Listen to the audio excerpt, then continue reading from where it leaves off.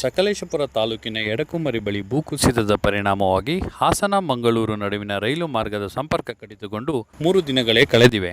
ಸಂಪರ್ಕ ಮರುಸ್ಥಾಪನೆಗಾಗಿ 700ಕ್ಕೂ ಹೆಚ್ಚು ಕಾರ್ಮಿಕರು ಸುರಿಯುವ ಮಳೆ, ಮೈಕೊರೆಯುವ ಚಳಿ, ಕಾಲು ಹೂತು ಹೋಗುವ ಕೆಸರಿನಲ್ಲಿ ಹಗಲಿರುಳು ಎನ್ನದೇ ದುಡಿಯುತ್ತಿದ್ದಾರೆ. ಸವಾಲಿನ ಹವಾಮಾನದ ಹೊರತಾಗಿಯೂ ರೈಲ್ವೆ ಇಲಾಖೆ ದುರ್ಗಮವಾದ ಸ್ಥಳಕ್ಕೆ ರೈಲ್ವೆ ಟ್ರ್ಯಾಕ್ ಮರುಸ್ಥಾಪನೆಗೆ ಅಗತ್ಯವಾದ ಕಚ್ಚಾ ಪದಾರ್ಥಗಳನ್ನು ಪೂರೈಸುವ ಸಾಹಸದಲ್ಲಿ ಯಶಸ್ವಿಯಾಗಿದೆ. ಕಾಮಗಾರಿಗಾಗಿ 1900 ಕ್ಯೂಬಿಕ್ ಮೀಟರ್ ಜೆಲ್ಲಿ, 93,200 ಮರಳಿನ ಚೀಲಗಳನ್ನು ಸ್ಥಳಕ್ಕೆ ತಲುಪಿಸಿದೆ. 5 ಇಟಾಚಿ, 8 ಪೋಕ್ಲೈನ್ಗಳನ್ನು ಬಳಕೆ ಮಾಡಿಕೊಂಡು ಕಾಮಗಾರಿ ಮುಂದುವರಿಸಲಾಗಿದೆ. ಇಂದು ಒಂದೇ ದಿನದಲ್ಲಿ ಹೆಚ್ಚುವರಿಯಾಗಿ 23 ವ್ಯಾಗನ್ಗಳಲ್ಲಿ ಜೆಲ್ಲಿಗಳನ್ನು ತಲುಪಿಸಲಾಗಿದೆ. ಆಗಸ್ಟ್ 5 ಅಥವಾ 6ರೊಳಗೆ ಸಂಪರ್ಕ ಮರುಸ್ಥಾಪಿಸುವ ಭರವಸೆಯನ್ನು ರೈಲ್ವೆ ಇಲಾಖೆ ವ್ಯಕ್ತಪಡಿಸಿದೆ.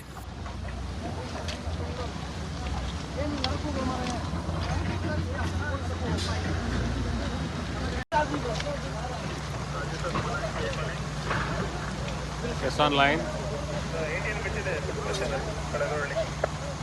Okay, noted. 18 June.